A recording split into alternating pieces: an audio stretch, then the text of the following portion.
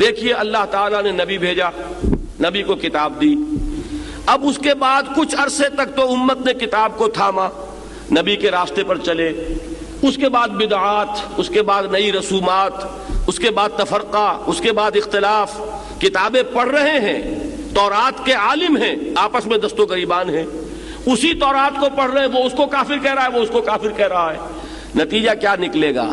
اگلی نسل کے دل میں شکوک و شبہات پیدا ہو جائیں گے۔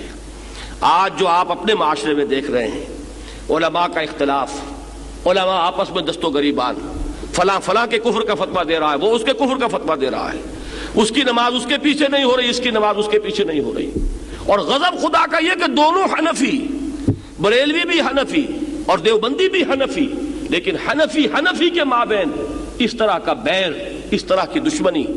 لیکن یہ کہ دوسروں پر جو اثر ہوگا سو ہوگا، پہلا نقد اثر جو ہوتا ہے خود اپنی نوجوان نسل پر ہوتا ہے، وہ دین سے برگشتہ ہو جاتی ہے۔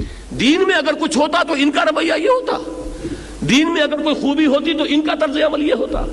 یہ لوگ اپنی اپنی مسندوں کو سنبھال کر بیٹھے ہوئے ہیں، اس کے سوا انہیں دین سے کوئی غرض نہیں، کوئی دلچسپی نہیں۔ یہ ہے وہ نتیجہ کہ جو پیدا ہوتا ہے سب سے خطرناک، کہ نئی نسل، آنے والی نسل وہ دین سے برگشتہ ہو جاتی ہے۔ وَإِنَّ الَّذِينَ أُورِثُوا الْكِتَابَ مِن بَعْدِهِمْ، اور وہ لوگ کہ جو ان کے بعد کتاب کے وارث بنائے گئے، لَفِي شَكٍّ مِّنْهُ مُرِيبٍ، وہ اس کتاب ہی کے بارے میں شک و شبہ میں مبتلا ہو گئے۔ اگر اس قرآن میں خیر تھا تو یہ کیا ہو رہا ہے جو ظاہر ہو رہا ہے؟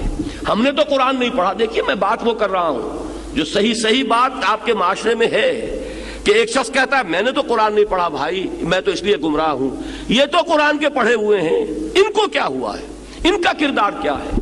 ان کا طرز عمل کیا ہے؟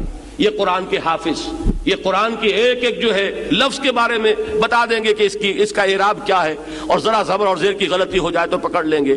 لیکن قرآن مجید نے ان کے کردار پر کیا اثر کیا ہے؟ ان کو جو آپس میں پھاڑا ہوا ہے، تو اس کے جو اصل جو بد اعتمادی پیدا ہوتی ہے خود اس قرآن کی طرف سے ہوتی ہے۔ وَإِنَّ الَّذِينَ أُورِثُوا الْكِتَابَ مِن بَعْدِهِمْ لَفِي شَكٍّ مِّنْهُ مُرِيبٍ۔ نتیجہ یہ نکلتا ہے علماء کے اس تفرقے کا کہ پھر جو لوگ ان کے بعد وارث بنتے ہیں اس کتاب کے، وہ کتاب ہی کے بارے میں شک و شبہ میں مبتلا ہو جاتے ہیں۔ شک وہ کہ جو مریب کہتے ہیں، ریب کہتے ہیں، دل میں دغدغہ پیدا ہو جائے، خلجان پیدا ہو جائے، پتہ نہیں ہے کہ نہیں ہے، صحیح بھی ہے کہ نہیں ہے، یہ وہ ہے شک منہ مریب، ایک ایسے شک میں مبتلا ہو گئے کہ جس نے ان کے دلوں کے اندر خلجان پیدا کر